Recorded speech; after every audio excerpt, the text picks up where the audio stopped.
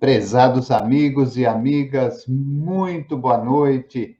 É sempre com muita alegria e satisfação em nossos corações que estamos aqui em mais uma atividade do programa Espiritismo e Vida, nesta quinta-feira, dia 21 de julho de 2022, com o nosso já tradicional webinário espírita das quintas-feiras. Hoje, com muita alegria, vamos receber o nosso companheiro Sebastião Camargo, da cidade de Três Lagoas, no Mato Grosso do Sul. Sebastião, que vai nos abordar o tema O Despertar do Ser Humano Integral. Então, vamos ler a mensagem que o nosso querido Sebastião mandou para nós. É do nosso querido Cair Schutel. Inclusive, vai constar no segundo livro. São duas mensagens, né? Duas passagens do Cair. Então, vamos à primeira. Tudo aparece na ocasião própria. A planta não nasce sem que a semente germine. A árvore não dá frutos antes da florescência. O progresso não chega sem que a humanidade tenha atravessado as fases indispensáveis à maturidade da inteligência, em que o espírito começa a indagar o porquê das coisas e a examinar o que o rodeia. Cair Schutel, do livro Gênese da Alma, capítulo 40, A Revelação Progressiva. E uma outra mensagem, a segunda: o progresso é lei inflexível. Embora negado, faz valer a sua autoridade. E aqueles próprios que lhe negam ação benéfica e regeneradora. Submeter-se-ão, queiram ou não queiram, à influência que exerce todo o universo.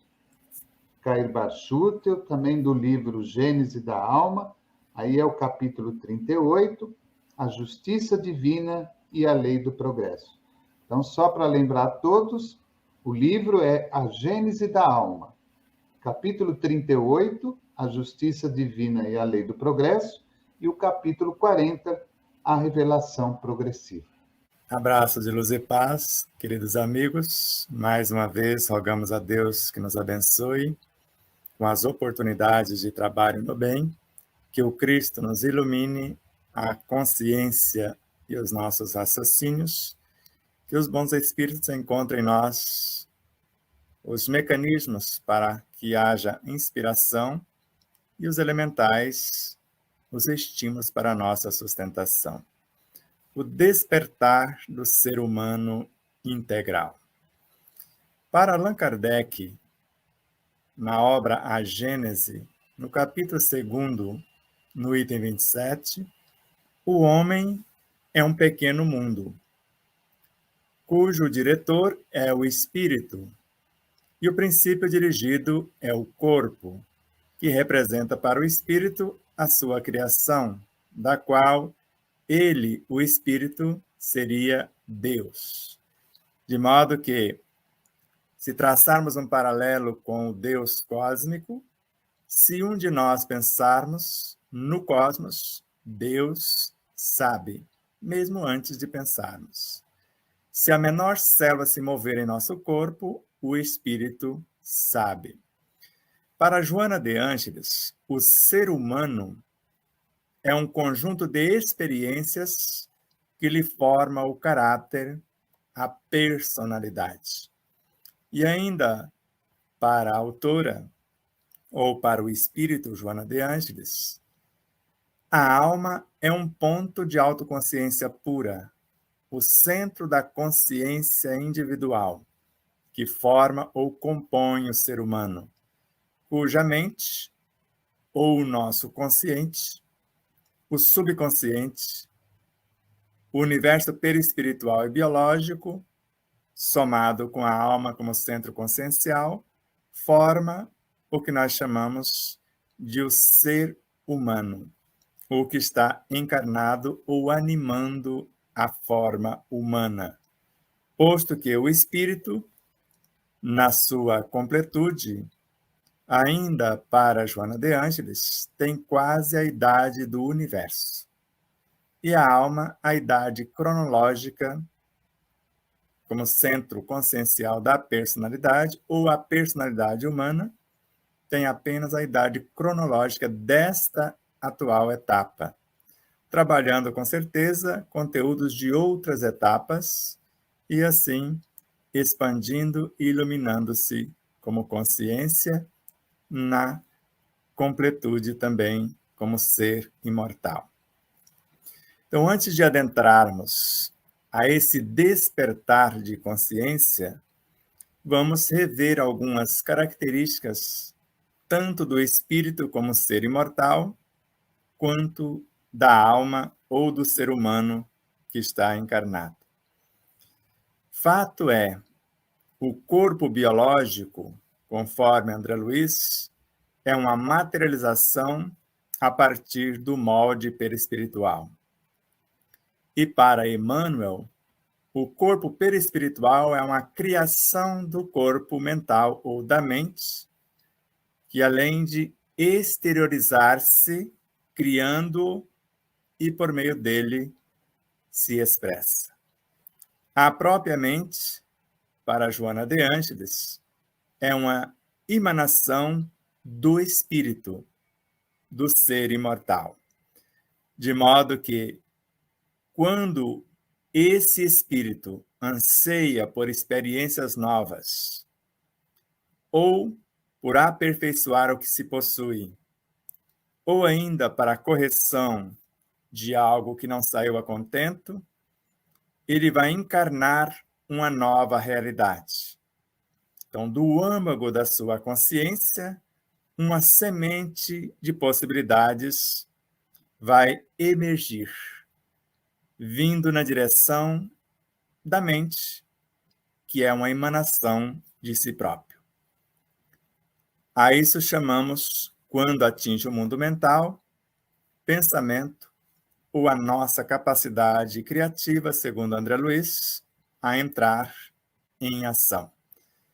Pois, para Allan Kardec, no item 76 da obra O Livro dos Médiuns, o pensamento não é outro senão o espírito encarnado em nosso corpo. E conforme colocamos no primeiro livro, O Despertar da Consciência do Atma, o Anjo, o pensamento expressando a consciência por intermédio da inteligência não é outro senão o espírito encarnado em nosso corpo. E para Ernesto Bozano, na obra O Objetivo da Vida, em cada encarnação, o espírito, a individualidade, fabrica uma alma. E ao final de cada etapa, após o balanço, ele vai agregar esses conteúdos à sua consciência imortal. E a cada etapa a ser recomeçada, ele vai fazendo o processo que nós chamamos de encarnação atualmente. Não mais de reencarnação. Porque se fosse reencarnação, conforme a obra Universo e Vida, na qual Hernani Santana narra com extrema clareza que Jacó, Moisés, Elias e João o Batista trata-se de 4 etapas do mesmo espírito. Se assim é, quando Jacó reencarna como Moisés, não existe mais o Jacó. E quando Moisés reencarna como Elias, não existe mais o Moisés. Ele está reencarnado como Elias. E quando Elias reencarna como João o Batista, não existe mais o Elias. Mas como explicar a reunião de Moisés, Elias e o próprio Jesus no Monte Tabor, reunião na qual Jesus conversa com Moisés e com Elias, como personalidades individualizadas, cada uma com seu patrimônio, cada uma com sua consciência. Então, é a mesma pauta ou a mesma visão do espírito Joana de Ângeles, de Manuel Filomeno de Miranda, de Leon Denis e vários outros autores. De modo que, quando falamos da alma encarnada, estamos falando de uma diminuta fração, um ponto de autoconsciência pura somente, que encarnou com a intenção de individualizar-se e transformar-se em mais uma personalidade a fazer parte do espírito imortal. E sabemos que essa personalidade é composta de subdivisões, ou subpersonalidades, conteúdos não sublimados e superpersonalidades, as virtudes edificadas de acordo com a evolução de cada qual. Mas no ato da encarnação, apenas um ponto de autoconsciência pura, que vai aportar-se no consciente, na mente, para receber uma roupagem perispiritual e biológica, nessas roupagens, tendo como ponto de apoio de gerenciamento dessas duas espaçonaves, perispirítica e física, a mente subconsciente, a qual é composta por conteúdos do inconsciente, das vivências passadas, e do superconsciente, daquilo que já se aprimorou. Então, nós já temos nesta alma em formação sub- e superpersonalidades, vícios e virtudes, para dizer na linguagem popular. E sabemos que tanto o corpo físico quanto o corpo biológico, conforme Ramatiz, na obra Fisiologia da Alma, são constituídos de elementos ainda menores, que nós chamamos de elementais. Elementais que são constituídos de espíritos, de princípios inteligentes do universo. Então, de modo que o despertar do ser humano integral, além dele compreender a completude do universo biológico, perispiritual, a mente subconsciente, a mente consciente, e ainda o link com a mente superconsciente e a mente inconsciente.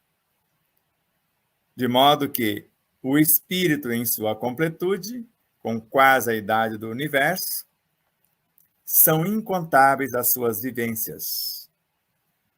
Mas ainda para Allan Kardec, um pensamento bem arquitetado, ou seja, uma alma bem forjada à luz dos ensinos sempiternos de Jesus, o Cristo de Deus, ela tem condição de conectar-se a todas as vivências do espírito, a todos os seres dentro de um mundo e a todos os seres em todos os mundos. Fato é, se esta alma conscientizar-se que o espírito sabe o menor movimento, função, especialização e etc., de cada célula que constitui o seu corpo biológico e, consequentemente, o seu corpo perispiritual, a gerência do universo subconsciencial e até a própria mente, porque quem gerencia a mente de fato é um automatismo que nós chamamos no espírito da segunda natureza do ser. O universo subconsciencial no espírito, que é o que nós chamamos de emocional superior. Tem o mental superior, que é o conhecimento transcendente, que transcende a morte física, que é levado com o espírito. O emocional é o que se vivenciou, o que transformou em atitudes, em experiências práticas. E a sublimação desse conhecimento vivenciado edificam-se a intuição ou as virtudes. E as virtudes somadas compõem a superconsciência. Não por acaso Emmanuel narra, e vamos mensurar em nosso segundo livro, O Despertar da Consciência, de Sal da Terra, à Luz do Mundo, que o cérebro espiritual, que é a mente, que vai edificar, que vai construir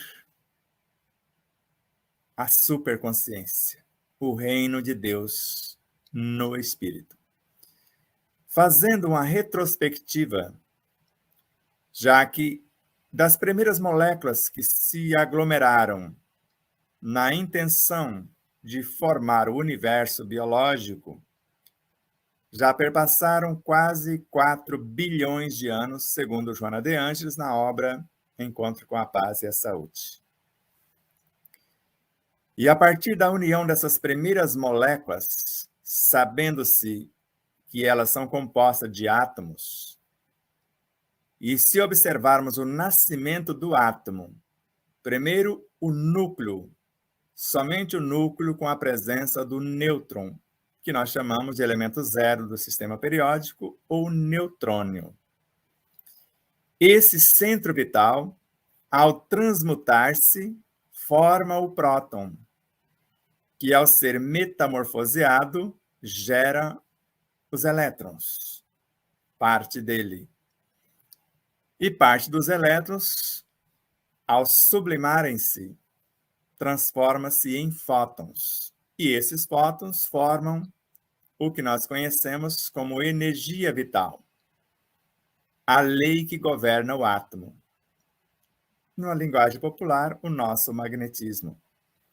O entrelaçamento desses átomos na confecção das moléculas e o trabalho de aprimoramento dessas moléculas vão compor o que nós conhecemos na ciência acadêmica, nesse processo evolutivo, os nucleotídeos, que originaram-se da promoção dessas moléculas que nasceram da promoção dos elementos atômicos.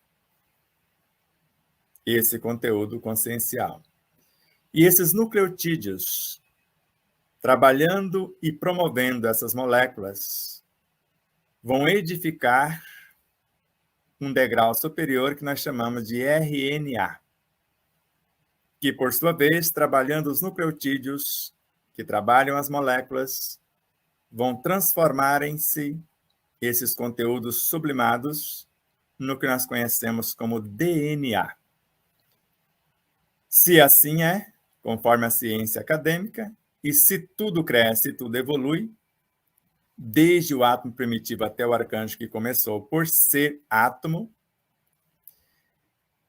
ao compulsar a obra O Livro dos Espíritos e nos determos no maior tratado de física quântica que conhecemos, segundo Joana de Ângeles e Viana de Carvalho, nós vamos perceber que os espíritos mais atrasados, princípios inteligentes, formando os elementais, são úteis ao conjunto enquanto ensaiam para a vida. Primeiro obedecendo aos fenômenos físicos, sendo átomos. Mais tarde, comandarão e dirigirão esse fenômeno físico. Para comandar, precisa, no mínimo, ser perispírito. E mais tarde, comandarão e dirigirão os fenômenos morais. Para que isso aconteça, precisa ser consciência. E se compulsarmos o Evangelho segundo o Espiritismo, no item 24 do capítulo 4, nós vamos perceber que o corpo físico, em sua completude, vai evoluir até se confundir com o perispírito. Ou seja, até o aluno se transformar em professor. Então, toda a energia física fatalmente vai transformar-se em energia psi. E esse energismo componente da energia psi, que chamamos de psiátomos. O primeiro núcleo desse psiátomo nós chamamos de bion, que equivale ao que nominamos de modelo organizador biológico. Duplo etérico para alguns, para nós outros, triplo etérico, porque é constituído de princípios vitais, fluidos vitais, energias vitais. E agora é esse núcleo que comanda o físico, mas ele próprio nasceu da promoção dos elementos físicos. Que, na sequência, esse primeiro núcleo, gerenciando ou organizando e mantendo a vida do mundo biológico, vai formar o segundo núcleo, o percepton, percepção e memória, os corpos dos instintos, das sensações, das emoções, dos desejos.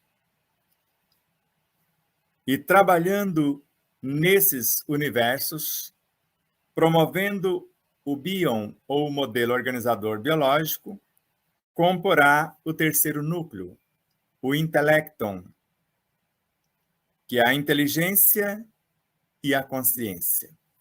Vai começar no mental concreto, inteligência intelectiva, depois emotiva, depois espiritual, conhecimento transcendente mental abstrato, amor vivenciado emocional abstrato, ambos formam o coração no espírito. Do coração nasce as virtudes, o amor no seu mais alto nível, e das virtudes que compõem o corpo búdico ou intuitivo, vai gestar as virtudes e a união delas forma a superconsciência e com ela o corpo átmico, ou o corpo celestial, ou o corpo causal, se vocês preferirem. Então, em linhas gerais, mostramos um pouco da anatomia do ser integral, não somente do ser humano integral, que é do mental concreto, a alma, com seus veículos de expressão, com sua subconsciência. E o despertar do ser humano integral é quando ele sabe de onde veio os elementos componentes do seu corpo biológico e o porquê esse corpo biológico existe. Porque, segundo Joana de Ângeles, na obra Autodescobrimento, uma busca interior, tudo que existe neste corpo biológico fatalmente vai transformar-se em sentimentos. No início, o homem possui apenas instintos. Esta alma encarnada. Mais avançado e transformado, o homem possui sensações. Os instintos se transformam em sensações. Mais instruído, o homem possui emoções. Item que Joana de Ângeles coloca na pauta, já que participou da codificação. Mais purificado, o homem possui sentimentos. No ponto mais delicado dos sentimentos, lá no emocional abstrato, no emocional superior, surge o amor como virtudes que reúne e condensa todas as sublimes revelações, todas as experiências. O homem é um conjunto de experiências que lhe forma o caráter, a personalidade, segundo Joana de Ângeles. Quando eu tenho a noção que cada pensamento é uma possibilidade de encarnar alguma coisa, porque ele está representando a consciência e vai manifestar-se por meio da inteligência, quanto mais inteligência tivermos acerca daquilo que pretendemos, conforme Kardec em A Gênese, no capítulo 11, no item 11, é o espírito, ou melhor, capítulo, isso mesmo, é o espírito, de acordo com a sua inteligência, que vai talhar o novo corpo. Deus fornece apenas os materiais. Não mais um corpo de grátis, conforme o item 10 do mesmo capítulo. E percebemos que Kardec atualiza o seu pensamento de um item para outro. E às vezes nós outros estamos parados onde Kardec começou, não continuando de onde ele parou. Ele viajou em pouco mais de uma década dos mecanismos mais primários da mediunidade fenomênica ao mais alto grau da mediunidade intuitiva. E deveríamos estar exercitando esta mediunidade intuitiva que, segundo André Luiz, ou Calderaro no mundo maior, a mediunidade mais segura é a intuição pura. Ou ainda, André Luiz, a mediunidade do futuro será a intuição, ou, para ser mais exato, Chico Xavier em Pinga Fogo.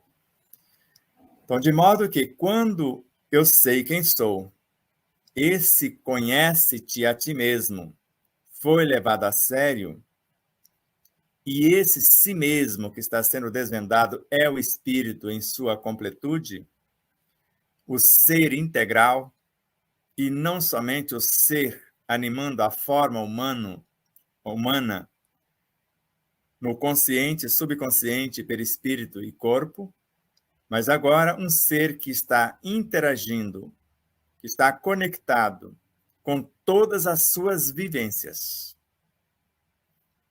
E, ao mesmo tempo, conectado com todos os seres dentro de um mundo. E em plena conexão com todos os seres em todos os mundos. E Kardec nos desafia a calcular a força de um pensamento bem arquitetado. Eu estou em conexão com todas as experiências do Espírito com quase a idade do universo. E ele, o Espírito, sabe o que fazer, como fazer e quando realizar, conforme Joana de Ângeles, na obra O Ser Consciente. Assim, eu posso criar um átomo, conforme as diretivas que demos agora há pouco. Posso transformá-lo em moléculas, em alimentos ou em medicamentos, porque isso Allan Kardec nos ensina no Livro dos Médiuns. Lá na lição Laboratório do Mundo Invisível, que vai do item 126 ao 131. E um átomo, segundo Khalil Gibran, num único átomo tem tudo que existe na Terra. Mas para Joana de Ângeles, num único átomo tem tudo que existe no universo. É um universo em miniatura. Então, se um Cristo cria um astro, nós, como espíritos, partículas componentes desse Cristo, criamos pelo menos um átomo. Ou criamos moléculas saudáveis, conforme Kardec nos ensina na obra A Gênese. Nós vamos arrebanhar uma porção de fluidos, conforme falamos no curso de paz. Vamos gravar nesses fluidos as nossas virtudes, ou seja, vamos encarnar nesses fluidos nossas virtudes, porque elas vão transformar-se em pensamentos ou em sentimentos que vão qualificar os pensamentos. De modo que o despertar da consciência ou o despertar do ser humano integral é quando ele atende o conselho de André Luiz. Nossas células devem evoluir com as nossas almas, conforme Calderaro no mundo maior. Enquanto o homem desconhecer que as células não são simples fragmentos de carne, mas companheiras de evolução, ele vai destruir o seu próprio corpo. E conforme vemos na obra Nos Domínios da Mediunidade, ainda André Luiz, quando ele fala do passe, tudo é espírito no santuário da natureza. Renove o seu pensamento e tudo se renovará convosco. E sabemos com Leon Denis, na obra O Grande Enigma, e antes dele, Allan Kardec, em O Livro dos Espíritos, na questão 613, E na obra A Gênese, no capítulo 6º, que cada ser organizado de acordo com a obra que deseja construir vai assimilar uma porção de princípios inteligentes do universo. E não existe nada em a natureza que não seja constituído por uma porção desses elementos. E segundo André Luiz, a vontade no seu ápice de atuação, atraindo esses elementos, vão gravar neles a sua inteligência. A vontade é a gerente da mente e a mente é o universo consciencial no qual exercitamos a nossa inteligência intelectiva, a inteligência emotiva e a inteligência espiritual. Já que o espírito não pensa, ele intui. Inteligência é dom de espírito comum, ou dom da alma encarnada. No espírito, na superconsciência, as virtudes, ou as experiências intuitivas. Que sentimento é esse que normalmente chamamos de consciência? Pergunta 127 da obra O que é o Espiritismo, de Allan Kardec. São as lembranças intuitivas das boas resoluções tomadas pelo espírito nas suas diversas encarnações. Assim, como acessar esse arquivo? Conforme nos recomenda Leon Denis em O Problema do Ser, do Destino e da Dor. Também na obra Depois da Morte.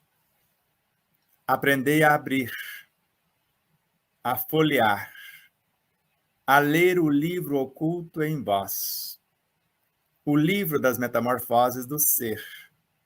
Ele vos dirá o que tendes sido e o que sereis. Ensinar-vos-á o maior dos mistérios, a criação do eu pelo esforço constante. E na ação silenciosa do pensamento faz germinar a obra, porque é a nossa capacidade criativa. Então, quando nós nos conhecemos e estabelecemos uma pauta, pelo menos com 2 critérios, segundo André Luiz, o primeiro, e o Cristo, o segundo, ou Cristo, o primeiro, fazer a outra em que gostaria que lhe fosse feito, e André Luiz, mais tarde, o bem de todos é o eterno princípio. O bem supremo é a lei eterna. Começou em Evolução em 2 Mundos, o bem de todos é o eterno princípio, e em Resposta da Vida, o bem supremo é a lei eterna. Então, cada pensamento nobremente arquitetado, visando o bem do conjunto, o fazer a outro em que gostaria que nos fosse feito, nos colocar no lugar do outro ou do contexto onde morejamos, onde trabalhamos os nossos potenciais, sabendo que nós vamos entrar em conexão com todas as nossas vivências, e simultaneamente com todos os seres dentro de um mundo e com todos os seres em todos os mundos.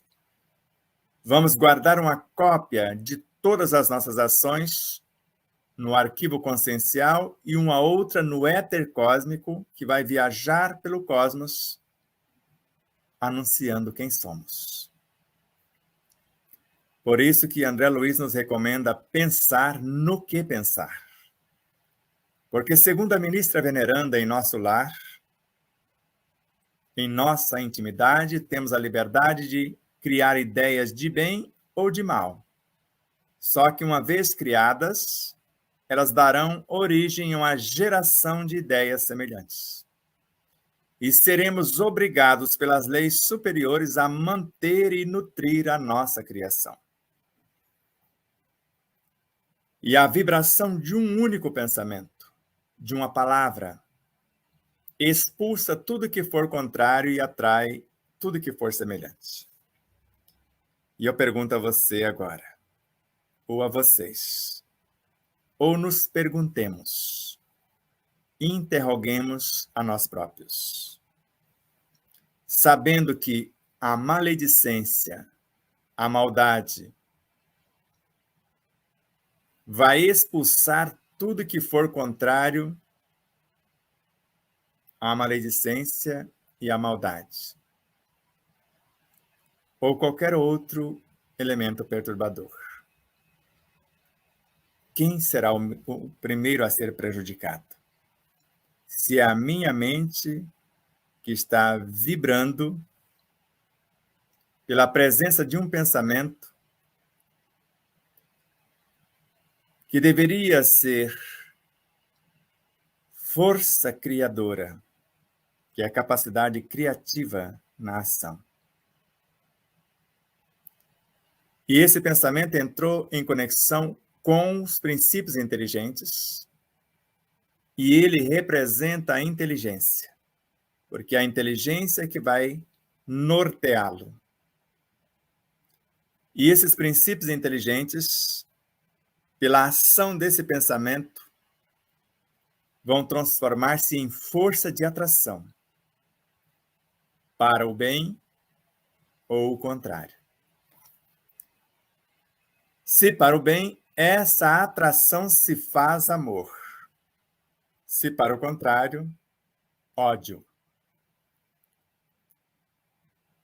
E o amor é o elemento básico de toda a criação, porque ele gesta, nutre e mais tarde organiza e mantém a vida em todas as suas expressões. Então, tente imaginar você à frente de um prato de comida, na hora do repasso, na hora de sua alimentação. Se sua mente está conectada com todos os seres em todo o cosmos, a começar com todas as suas vivências, e sabendo que a alegria de viver, a gratidão pela vida, a esperança de melhoras, fortalece o sistema imunológico em 300.000 vezes e pode enriquecer o alimento ou perturbá-lo, o que você pensaria? Começaria a arquitetar, segundo Joana de Angelis, na obra Plenitude, que nós colocamos na página 348 de nosso livro, O Processo de Autocura. Ideias enobrecedoras, sabendo que ideias são pensamentos somados, vários pensamentos. E pensamentos são pequenas almas, expressões da consciência, expressões de nossas virtudes. Agora, no formato de capacidades criativas. Ideias somadas formam os planos. Ideias enobrecedoras, planos de futuras ações benéficas, são portadores de energias equilibrantes, vindas de todo o cosmos, de dentro e de fora. Para quê? Para a reorganização dos complexos campos celulares, a harmonização desses campos celulares perispirituais e físicos e o aumento da produtividade desses universos celulares, energéticos e condensados. Assim, nós podemos pensar na possibilidade, conforme a obra Desperte e Seja Feliz, de Joana de Angelis, na lição médico interno, de criar uma célula com poder quimioterápico para, com seu auxílio ou por seu intermédio, induzir uma célula cancerígena à apoptose, à morte, à desintegração. Se ela resistir, essa célula com poder quimioterápico é o natural killer. Ele pode dizimá-la, desintegrá-la. Primeiro o convite, depois, em segundo plano, ou em última instância, o outro mecanismo de renovação, o jejum intermitente, no qual, via de regra, fornecemos elementos psicobiofísicos, morais e espirituais ao nosso psiquismo, a esse ser humano encarnado, a esse ser humano integral. E conforme esses elementos perturbados psiquicamente, emocionalmente, ou até em desalinho fisicamente, de acordo com o que foi plantados, cultivados, transportados, comercializados, confeccionados, etc. Então, nós vamos cessar de fornecê-los ao nosso universo psicofísico e começar a criar esses átomos, essas moléculas, com a pauta de trabalho, mediante essas ideias enobrecedoras desses planos de futuras ações. 6 horas sem o alimento físico diretamente, e até psíquico-emocional, o que lemos, o que ouvimos, e etc. E vamos fornecer, por intermédio dos nobres pensamentos, das nobres ideias, palavras que são roupagens que vestem as ideias para transportá-las, e atitudes que vão torná-las realidade. Cessou a assimilação dos elementos puramente físicos. E até certo ponto, pelas leituras, pelas músicas, pelos relacionamentos, os psíquicos emocionais. E nós vamos fornecendo este material diferenciado para as nossas células. Os elementos viciosos que as constituem não irão aceitá-los. Então, as organelas, acostumadas pelos elementos viciosos, recusarão esse manjar dos deuses, esse pão da vida. E as mais fortalecidas e predispostas à transformação o aceitarão. Ou aceitará. E as mais fortalecidas vão se nutrindo num processo de autofagia das enfraquecidas que não querem se transformar. Um processo de desintegração. Quem comigo não se ajunta, espalha, segundo Jesus, o Cristo de Deus. 12 horas, o processo mais intenso da meditação, das boas leituras, nas boas músicas, nesse diálogo com a célula, nesta bioenergia que se aplica conforme o nosso curso de passe. Nós vamos renovando o nosso universo psicobiofísico com valores morais e espirituais na pauta em curso.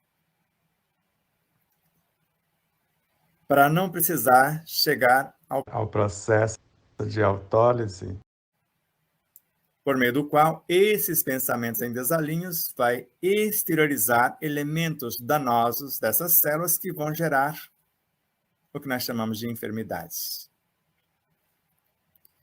Então, os elementos enfermiços já estão íncitos nas células, conforme Béchamp, contemporâneo de Claude Bernard e de Louis Pasteur. São elementos do universo quântico ou infinitesimal que vão transformarem-se nos vírus, bactérias, ultravírus, elementos que vão tornarem-se agressivos. Porque quando desvirtuamos essas forças criadoras da sua função real, ela se transforma em destruidora. E a isso chamamos de enfermidade. Esse bombardeio com ideias, pensamentos, sentimentos, palavras e atitudes em desalinho com as leis de harmonia, esse universo que sustenta os nossos corpos perispiríticos e físicos, porque são várias dimensões, esses pequeninos começam a se rebelarem contra esse gerenciador. E a isso chamamos de enfermidades. Pregando o evangelho do reino e curando todas as enfermidades. E o evangelho é esta força vital, esta bioenergia como matéria-prima. E essa lei, que nós chamamos de amor ou virtudes. No início, a matéria-prima, a substância, que vai transformando-se de degrau em degrau até reunir e condensar todas as sublimes experiências, tornando-se a lei as virtudes. Assim, quando esse ser humano, em sua completude, despertar para esse estado de consciência, e para isso, no primeiro livro, apresentamos os traçados gerais, origem, natureza e destinação desse ser humano, desse espírito imortal ou desses espíritos. E no segundo livro, o processo de transformação, de iluminação e expansão consciencial. Não mais uma viagem, mas tomada de atitude. O primeiro é a viagem do átomo ao anjo. O segundo é a transformação desse ser humano na confecção dos conteúdos angélicos. Assim, quando começarmos, a partir de hoje, a inspirar, sabendo que o ar é um medianeiro de qualidades indescritíveis, que traz na sua estrutura molecular os elementos da luz que está esparsa em a natureza. Porque, segundo os doutores em biologia, tudo que o reino vegetal faz é transformar luz em alguma coisa. E essa luz transmutada, carreada pelo ar, nutre em mais de 70% a necessidade biológica. E nesse jejum intermitente, agora não somente os pensamentos, os sentimentos, palavras e atitudes, o ar, a água, tanto a água que sorvemos, a água do banho, nesse processo de transformação estrutural das nossas espaçonaves, no processo da cura ou da autocura. E sabendo que eu posso enriquecer com os meus pensamentos, com os meus sentimentos virtuosos, com as minhas propostas enobrecedoras, e multiplicar as possibilidades pela alegria, gratidão e esperança, no Evangelho segundo o Espiritismo, se todos os encarnados estivessem cientes da força que trazem em si mesmos e colocassem a sua vontade a serviço dessa força, do Evangelho, como força, vitalidade, vida, seriam capazes de realizar verdadeiros prodígios, que não passam de um desenvolvimento das capacitações, das aptidões humanas. Dos instintos às sensações, das sensações às emoções, dessas aos sentimentos, destes aos pensamentos, porque todos os sentimentos, todas as emoções se transformam em pensamentos. André Luiz.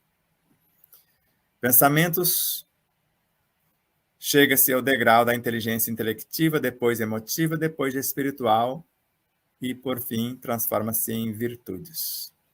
E como só desce quem subiu, uma virtude que desce para encarnar, como Jesus assim fizera, tornando-se o pão da vida e a lei do mundo, o verbo que se fez carne, a virtude transforma-se em lei, hormônios psíquicos e físicos. E, ao mesmo tempo, a vitalidade em vida, a matéria-prima. Por isso que o despertar da consciência não é só tomar ciência, é, acima de tudo, a aquisição dessa consciência na prática. Porque o que nós chamamos de consciência é um conjunto de experiências que formam o nosso caráter, a nossa personalidade. São as lembranças das boas resoluções tomadas. O bem de todos é o eterno princípio. O fazei a outro que gostaria que nos fosse feito. O verdadeiro homem de bem é aquele que pratica. Pratica o quê? A lei de justiça, amor e caridade na sua maior pureza. Ele interroga a sua consciência sobre seus próprios atos, para ver se não violou essa lei. E na sua maior pureza é o amor do micro ao macro, onde o amor compreende, a justiça corrige e a caridade ilumina, liberta, salva. Não negligencia ou não negligenciou nenhuma oportunidade de ser útil. Se fez a outrem tudo o que gostaria que ele fizesse. Se ninguém tem o que queixar-se dele. Esse é o estado consciencial do ser humano integral que despertou. Uma vez desperto, a consciência não tem mais como fechar os olhos, fechar a visão. Uma mente que se expande para a compreensão de algo mais vasto, segundo Einstein, nunca mais volta ao seu estágio de origem. Então, esse despertar, esse desabrochar da consciência, onde eu tomo ciência e adquiro a consciência do existir e da existência. E como autor do meu destino, no hoje, de acordo com as minhas escolhas, os meus planos, o amor cobre a multidão de equívocos, segundo Jesus. Cada atitude enobrecedora ou enobrecida no hoje corrige o ontem. E, ao mesmo tempo, como vocês perceberam, o hoje constrói o amanhã, ou o conteúdo de agora vai dando origem a outros mais elevados. Nós estamos aqui corrigindo ontem por intermédio das atitudes de hoje e construindo o amanhã. O amanhã venturoso ou desditoso, depende de como eu me postar. Se eu compreender que todas as vezes que oro por alguém que me persegue e calunia, amo quem me odeia e desejo bem a quem me deseja o mal, isso é um processo que nos permite o salto quântico, ir rumo às estrelas. E se eu sei que sou quem calunia, sou maledicente, sou maldoso e estou indo para o abismo, para os umbrais, para os mundos de sofrimento e estou dilapidando o meu próprio patrimônio, porque eu estou expulsando tudo que for contrário à benevolência, à bondade, o amor, a caridade, o dever como lei da vida, que representa na prática ou expressa na prática, reflete na prática todas as virtudes. E se tudo que eu faço a um dos mais pequeninos irmãos, posto que tudo que existe na criação é vivo, é ao Cristo que estou fazendo e dele sou parte constitutiva, então o único a ser prejudicado pela ausência do bem, ou pelo o que nós chamamos ignorância do bem. Você pode falar mal. O mal é a ausência do bem ou a ignorância do bem. Então, quando eu tenho essa consciência, eu não tenho mais livre-arbítrio. Eu tenho a liberdade de fazer somente o bem de todos. Porque se eu olhar no entorno e lembrar de alguns luminares que passaram por aqui, alguns que ainda estão aqui, como Dalai Lama. A humanidade sou eu. Eu estou em conexão com todas as minhas vivências, com todos os seres dentro de um mundo e com todos os seres em todos os mundos. E a lei me permite semear, mas a lei me obriga a colher. Feliz daquele que entre o semear e a colheita mudou o seu comportamento. Porque o que vai, volta. E se volta encontrando o trabalhador transformado, esse energismo só tem uma escolha: ou se transforma, ou não será aceito na mente, no universo consciencial de quem o criou. Porque o tempo todo ele estava conectado com esse conteúdo. E está em conexão com todo o cosmos. A cada pensamento, ele transmite a informação a todas as suas vivências, a todos os seres dentro de um mundo e a todos os seres em todos os mundos. Qual o pensamento? Qual o sentimento? Qual o coração suficientemente perverso para resistir ao contato do verdadeiro amor? O amor equânime e incondicional. Ele cede mesmo a contragosto. Por isso, por mais remoto que seja o pensamento, encontrando o convite no consciente, regido pelo superconsciente, ressignificando o subconsciente e reformulando a roupagem perispiritual e biológica e interagindo com o contexto, não há como ser diferente. Porque assim como disse-nos Jesus, com a mesma medida que medir, será medido. E curioso que eu não vi, não li, não encontrei Jesus condenando Saulo de Tarso, que se transformou em Paulo.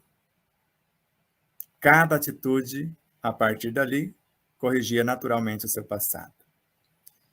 Eu não vi em parte alguma alguém crucificar Francisco de Assis, que antes beberrão, até certo ponto, falamos de prostituto, porque extravasou a área sexual, arruaceiro.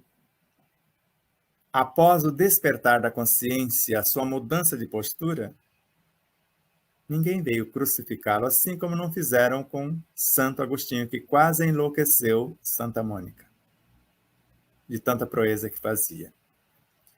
E assim com todos os luminares. Por isso, quando despertamos, quando tomamos ciência e adquirimos consciência de nossa completude, conforme vários autores, e para falar de um mais recente que lemos, Rubens Saraceni, o guardião do sétimo portal, enquanto o jovem Samuel se culpava pelo passado, o mestre que o recebeu, como se dissesse. E foi exatamente isso que disse. Não quero saber do seu passado, eu quero saber o que você quer ser. Então, você tomou consciência que o que fez não foi legal. Então, o que você quer ser daqui para frente? Porque o tribunal está em nossa consciência.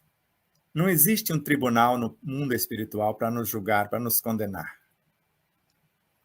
E a lei é perfeita. A vítima de hoje, algoz de ontem. Não há como negar. Ou escolheu passar pela situação para lecionar amor, conforme colocamos com Joana de Ângeles em nosso segundo livro. Há seres que nascem deformados, cegos, surdos, mudos, com câncer, com HIV e com outras. São expiações aparentes, vieram para lecionar amor para os enfraquecidos da estrada. Então, vamos às perguntas. A Pamela colocou aqui, na aplicação de passe, vejo no outro o que está em mim. Aplico o passe em mim mesmo. Quando faço a caridade, corrijo em mim, mas verei no outro o que devo somar em mim. Elizabeth Sobrinho. Correto? Corretíssimo. E tem uma coisa que, às vezes, eu não lembro se eu falei no curso de passe. Quando eu estou frente ao outro, aplicando o passe, eu estou me conectando ao outro. Eu falei isso sim. E saindo da sala de passe, ou da cabine de passe, tudo que eu pensar, sentir, falar e agir auxiliará quem recebeu o passe ou perturbará. Por isso que vejo a obra, vejo Deus. Então, se a vida é o espelho da alma, tudo que vejo sou eu. Porque só existe um. Quando a gente toma consciência e esse despertar, você vai cuidar do mundo como cuidaria Jesus se estivesse em seu lugar.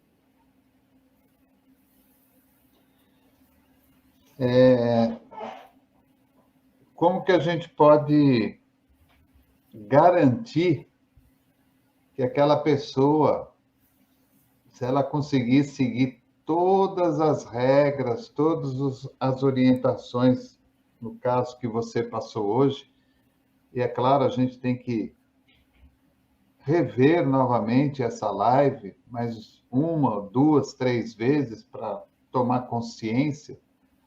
Será que realmente o homem comum, aquele que, por exemplo, vai no centro, assistir uma palestra, receber um passe, passar lá no atendimento fraterno, será que ele teria condição de alcançar essa posição de um ser humano integral? Joana de Ângeles, e colocamos no segundo livro. Então, dizem alguns, isso é só para quem tem um conhecimento mais elevado. Esse despertar, esse triunfo sobre os próprios vícios e conflitos. E Joana afirma, lê do engano. Esses benefícios estão ao alcance de todos, a todos que se esforcem por se conhecer e se modificar. Se assim não fosse, eu não teria acesso, porque em conhecimento acadêmico, só o primeiro ano primário incompleto. Só que, no meu caso, não é só por estar com o pé na cova, não foi só por isso. Mas, quando eu comecei a provar desse manjar, e compreendi com Camille Flammarion, em Deus na Natureza, que na natureza tudo é simples. A complexidade depende do nosso olhar. Se eu olhar com os olhos do amor, da simplicidade, eu vou compreender porque George Washington Kovel também foi um cientista, à semelhança do que acabamos de falar, ele não tinha conhecimento acadêmico nenhum. Me parece que ele era, nesse sentido, analfabeto, porque ele não tinha conhecimento nenhum, à semelhança de nós outros, mas ele com um cabedal maior. E assim que ele se permitiu, ele dialogava com a planta, com os vegetais, com os minerais, com os animais, e colhia as informações sem precisar torturá-los. Estudava a folha de uma planta e entendia o movimento de uma galáxia, por exemplo. Então, vai depender da postura de simplicidade, não por acaso, para mim. Das 12 bem-aventuranças, a mais consoladora é a primeira. Bem-aventurado simples. Eu agradeço a meu Pai por revelar essas coisas aos simples que as compreenderão e negá-las aos doutores da lei, que ficarão confusos. E, por exemplo, nós estamos provavelmente dentro de um meio espírita. A grande maioria das pessoas que estão nos assistindo e nos ouvindo provavelmente são espíritas ou frequentam uma casa espírita.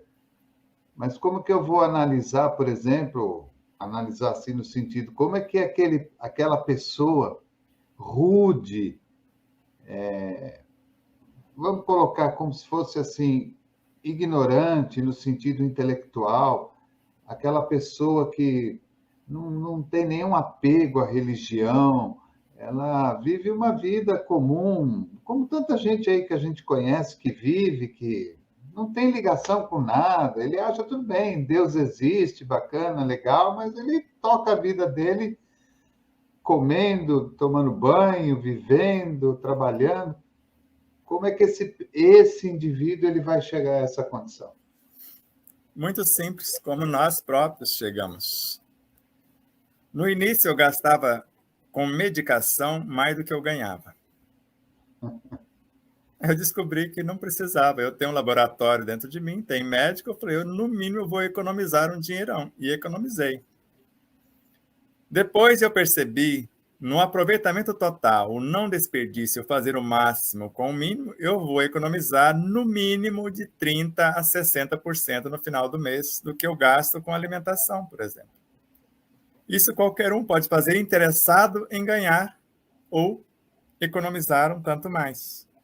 Se eu percebo que a respiração antes da refeição acalma o meu organismo, se eu percebo que um copo d'água antes também da refeição, em torno de meia hora antes desses exercícios, primeiro eu faço a respiração, acalmei um X, depois eu posso tomar um copo d'água, acalmei um tanto mais, na hora da refeição eu já como no mínimo de 30% a 60% menos. Só de fazer esses dois gestos, respiração e o processo da água, né, mastigando como se estivesse alimentando. E a respiração, o ar é um medianeiro de qualidades indescritíveis, eu vou gravar nele a qualificação que eu desejo, ele vai transformar-se em medicamento ou alimento, e esses processos, qualquer um, por mais simples que seja o elemento, ele pode experimentar, porque não tem contraindicação. No mínimo, ele vai aprender a respirar melhor, no mínimo, ele vai aprender a tomar água mastigando, no mínimo, ele vai comer mastigando mais, prestando atenção no alimento, tendo uma proposta para o alimento, visando o aproveitamento total, ou seja, ele só vai sair no lucro se ele experimentar esse propósito, que não depende de rótulos religiosos, muito menos se a pessoa até acredita ou não em Deus, porque ela necessita disso para viver. Você fala da alimentação e dentro desse processo de alimentação, como é que fica, por exemplo, as pessoas que têm o hábito e muitas vezes não conseguem se desfazer da carne, seja de frango, do boi ou do peixe, como é que entra esse processo? Vamos lá. Na história ficou registrado que um moço que dizimou parte da humanidade foi vegetariano. E um outro que iluminou a humanidade, como Chico Xavier, era carnívoro. Então não é o que entra pela boca. Embora, se entrar em excesso, vai prejudicar também. O que sai é pior do que o que entra. Então, se tudo é de Deus, se eu necessito ainda da carne, mas eu não como em excesso, trago tudo de acordo com a medida de minha necessidade e da forma mais natural possível, esse frango, esse bovino, seja lá o animal que foi criado em liberdade, com os melhores alimentos. E até o Dr. Lai Ribeiro, ele tem uma pergunta: qual o alimento do seu alimento? Ou seja, o que o seu frango comeu, o que o boi comeu, o que a sua alface se nutriu e etc., para saber o que é que está vindo para o seu universo. Se a pessoa já consegue viver sem a carne vermelha, fica só no frango ou só no peixe, o peixe basicamente é um concentrado de proteína, como se fosse glicose na veia.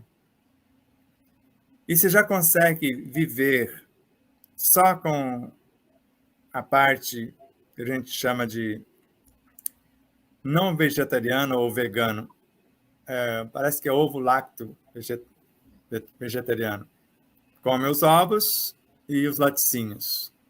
E se já consegue só com os vegetais se manter em equilíbrio, tudo vai se transformar em todas as coisas, porque o que nós estamos trazendo, falando hoje, esse é vegetal, ele vai se transformar na proteína animal dentro do nosso organismo se temos capacitação para isso. Já que nós somos a soma de todos os reinos. E a energia animal, como ela vai chegar até nós? Pelo ar que respiramos.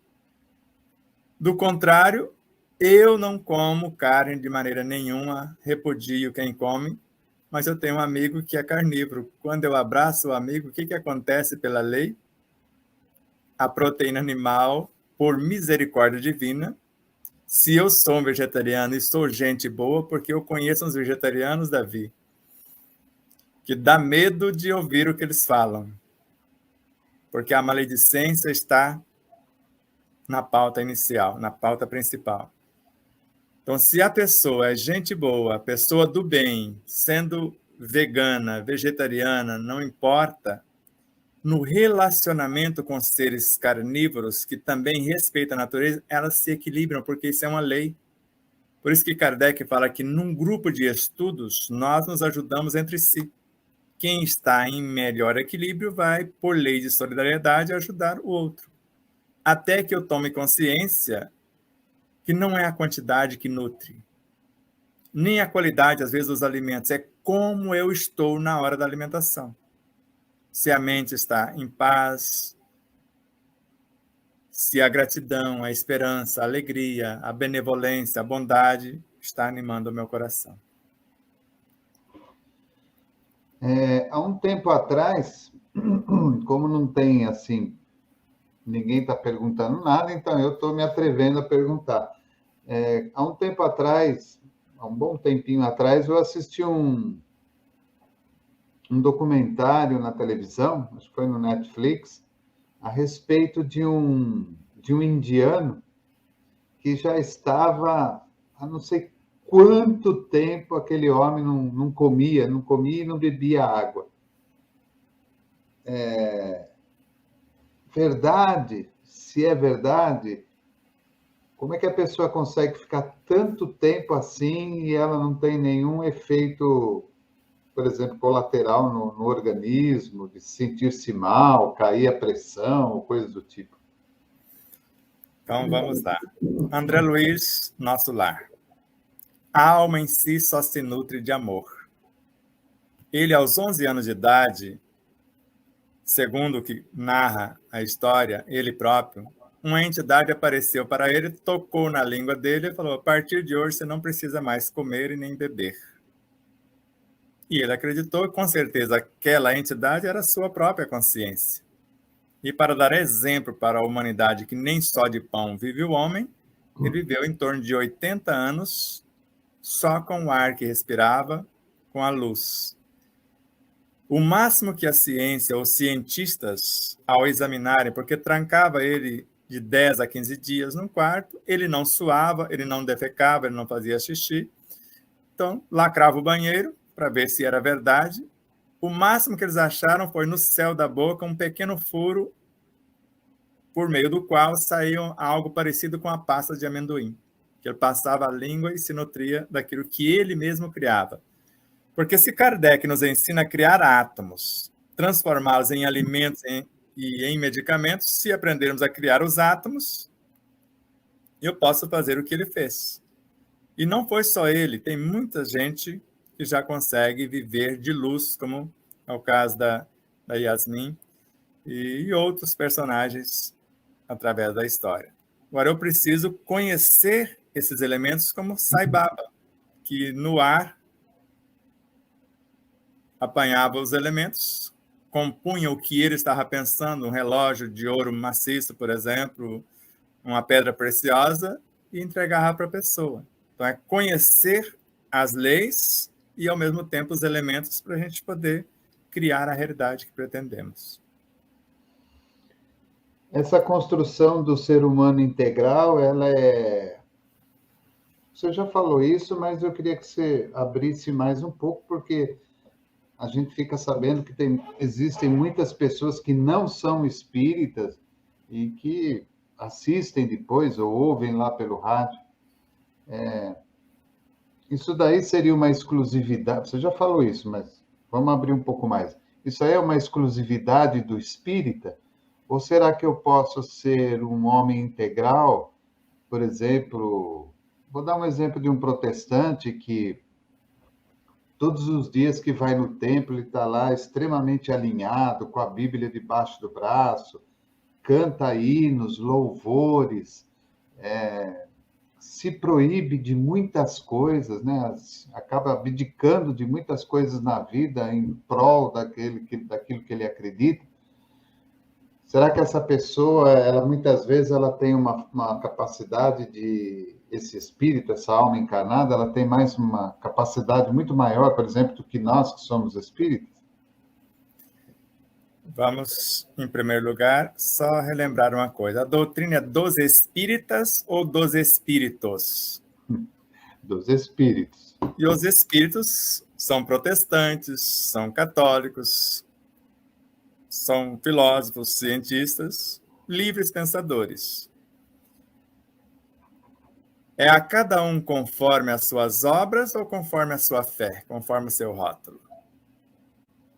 Então, o que menos importa se o moço é espírita, se ele é protestante, se ele é budista, importa o que ele se torna na ação, o que ele pensa, o que ele sente, o que ele fala, o que ele faz. Hoje sabemos que o espiritismo é uma universidade, onde, sem preconceitos, porque há em tudo germes e grandes verdades, ele traz tudo e coloca num campo neutro. E nós é que vamos pensar, raciocinar, duvidar, indagar, e como livres pensadores, construir a nossa estrada. Então, o que menos importa, o rótulo, ser espírita, isso ou aquilo. Não importa o que nós estamos nos tornando a cada segundo de nossas vidas.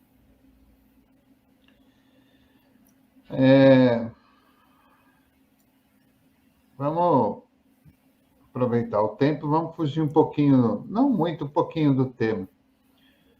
Como é que você vê o Brasil hoje e amanhã? O Brasil, em breves dias, vai ser a maior potência econômica do planeta. De fato, vai transformar-se no coração do mundo, na pátria do Evangelho.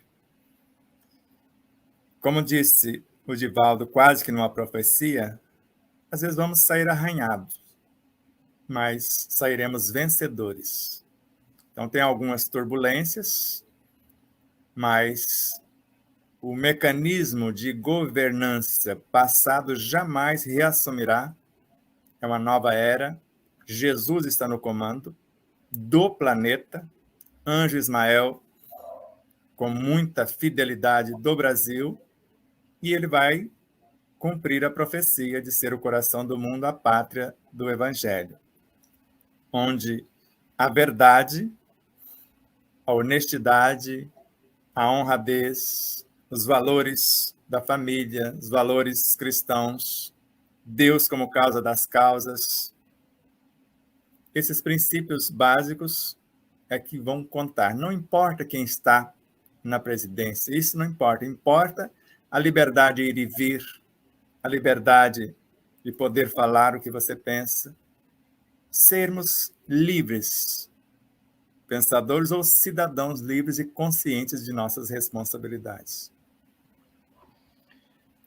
E a doutrina espírita, no amanhã, nesse novo mapa?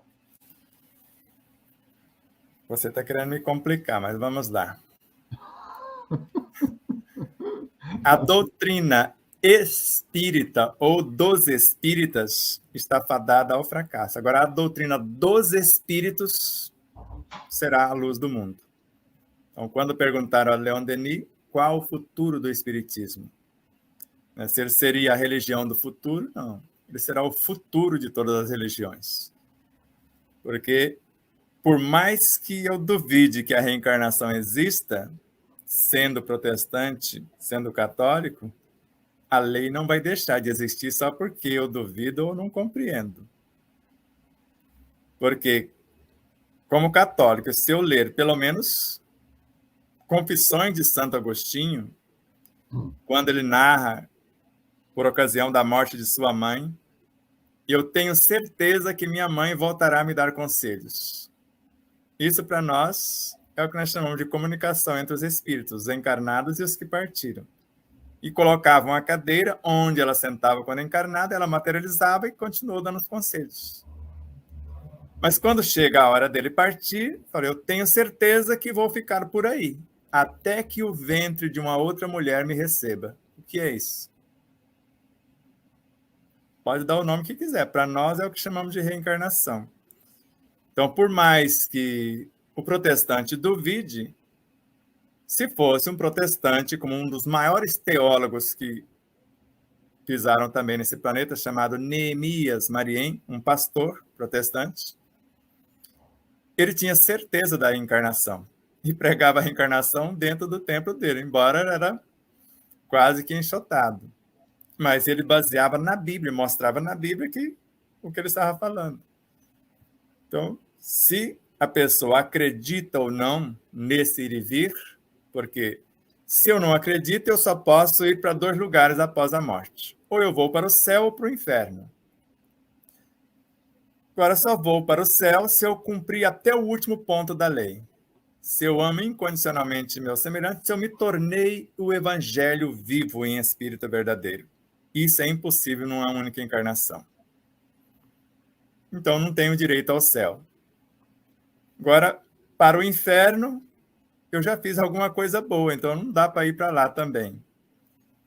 E sabendo que céu e inferno são estados de consciência e não lugares, e sabendo que o tribunal que vai me julgar não é de Deus, nem de quem quer que seja, mas o da minha consciência.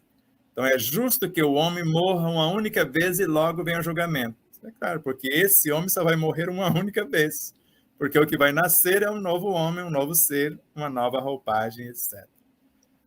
Então é questão de tempo para todas as religiões admitirem, porque daqui a pouco o que nós chamamos espírito, o véu vai se romper, o que chamam-se de extraterrestres, as 2 humanidades vão conviver à luz do dia.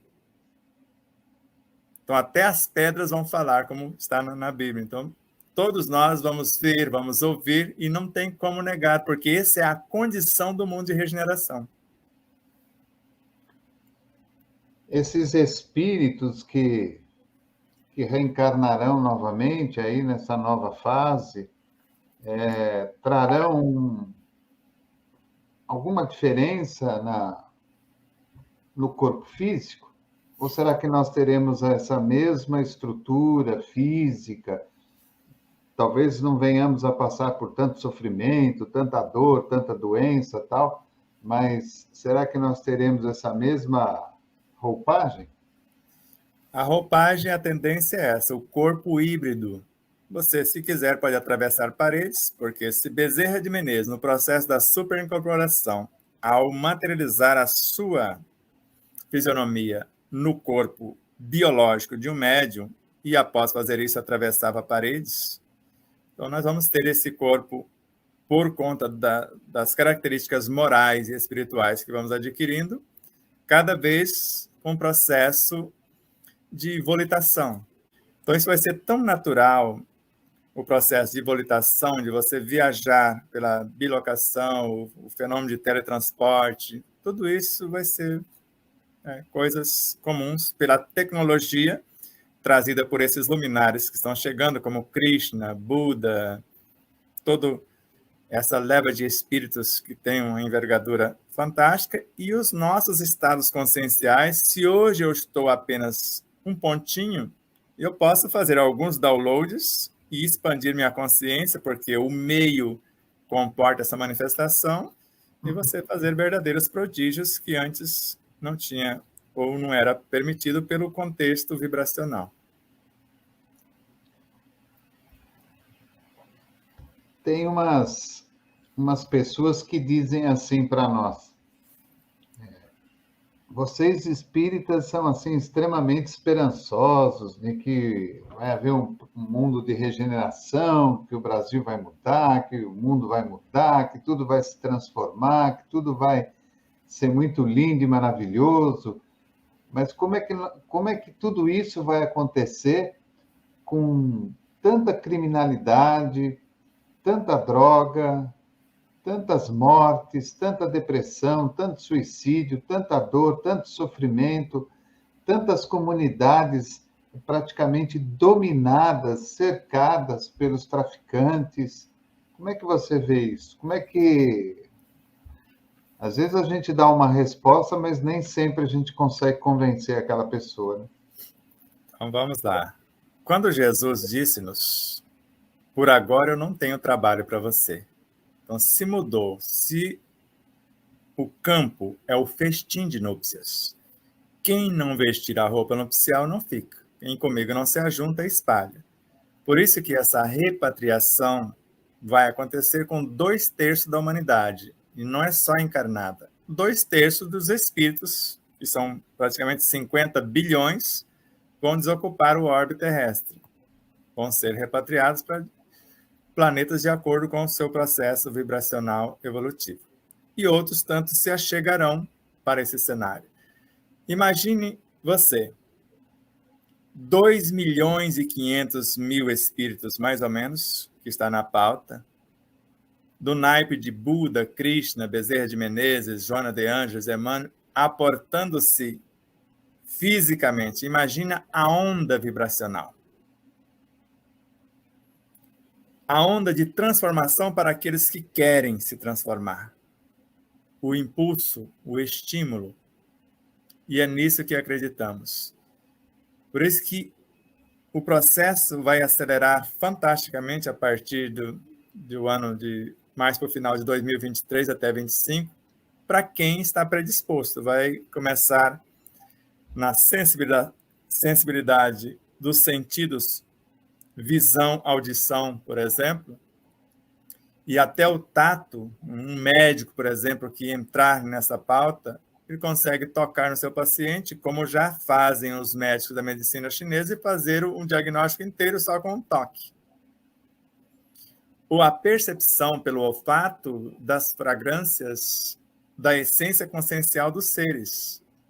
E assim, no paladar, você saber selecionar valores para a nutrição do corpo que antes não alcançava. Como nós sabemos isso? Porque somos criaturas multidimensionais. E quando você adentra na dimensão posterior, que nos dá essa visão de futuro, você enxerga o que muitos não conseguem. Por isso, certos espíritos fazem algumas previsões. Isso é um fato, isso é uma fatalidade da lei. Então, chegou o momento da Terra avançar um degrau. Queira ou não a humanidade, ela vai avançar. Agora, quem se dispor a avançar junto, fica no barco. Quem não conseguir, infelizmente, mudará de barco. Uma última pergunta.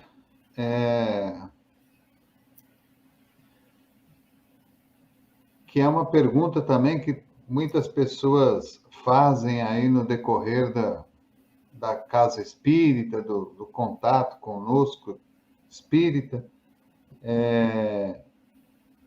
A pessoa diz assim: olha, eu sou religioso, eu acredito em Deus, eu procuro ajudar de alguma forma, procuro sempre que eu posso ir até o templo religioso ou local lá da sua religião, mas eu tenho lá meus defeitos, meus problemas, as minhas manias, os meus vícios, tal. Será que eu tenho chance ou não? Até eu ler a obra O Evangelho no Lar à Luz do Espiritismo, eu pensava que eu não tinha chance. Mas quando eu vi naquela obra que basta o interesse sincero pelo Cristo, quanto à transformação, a primeira etapa do mundo de regeneração vai levar 7.000 anos. Nós temos 7.000 anos para fazer a transformação, mas agora eu preciso me apresentar. O que queres que eu te faça? Então, não importa a quantidade de defeitos. Se for olhar para vários do passado que se transformaram, se dispuseram e fizeram o processo muito rapidamente, é como se a gente falasse, não há chance, mas há. Basta ter essa sinceridade. Eu quero me transformar, quero ser um novo ser, compor uma nova realidade. Essa matrícula inicialmente é o suficiente. Então, ter a sinceridade de propósito, que nós dividimos em 4 etapas. No meu caso, é honestidade. É uma condição. Ser honesto, pelo menos consigo mesmo. Humildade, para que haja essa capacitação para esse vir a ser. Reconhecer a própria ignorância e se permitir capacitar-se. Sinceridade, eu quero andar com as minhas próprias luzes. Não quero ser mais pedinte, ser mendigo da piedade alheia. E depois, fidelidade na aplicação dos recursos. Não tem como não dar certo. E no caso da minha pauta pessoal, o que eu quero com isso, após fazer esse autoexame? Ser mais pacífico, mais sereno, mais saudável e mais feliz. Qual a condição para que isso ocorra? Em tudo dar graça, viver com alegria e esperança de melhoras. O que eu quero ofertar para a humanidade? Algo que alivie a dor do outro e exemplos para que o outro possa seguir se ele decidir andar com as próprias luzes. Vou deixar aí as últimas palavras para o nosso querido Sebastião e, é claro, pedir a ele que, por favor, faça-nos a prece de encerramento. Não desanime, porque tu és um filho de Deus. E se somos pequenos deuses, se o reino de Deus está dentro de nós, se você ainda tem dificuldade, à semelhança de um veículo que você quer aprender a dirigir, mas não sabe nem por onde começar. Quando o trabalhador está pronto, o trabalho aparece. Assim como quando o discípulo está pronto, o mestre aparece. Quando nós nos dispomos a aprender, não faltará alguém para nos auxiliar. Então, apenas queira com sinceridade. Quando eu li isso a primeira vez no Evangelho segundo o Espiritismo, peça a Deus a presença do Cristo para te instruir. E ouvirá: aqui estou, o que queres que eu te faça? Por que me chamastes? E nesse silêncio consciencial, nessa sensibilidade de propósitos, nos colocamos à disposição da força crística, da força cósmica, dos benfeitores amigos, de todos aqueles que desejam pensar como Jesus pensou. Sentir como ele sentiu, falar como ele falou, viver como ele viveu. E gradativamente vamos assimilando o conteúdo em nosso universo íntimo. E eles vão florescendo em forma de intuições inspirativas, enriquecendo o nosso universo mental, psíquico, emotivo e reformulando as instâncias perispirituais e físicas e refletindo no entorno. Tudo o que desejamos é que todos os seres sejam felizes, sejam saudáveis e estejam em paz. Muito obrigado, muita paz a todos.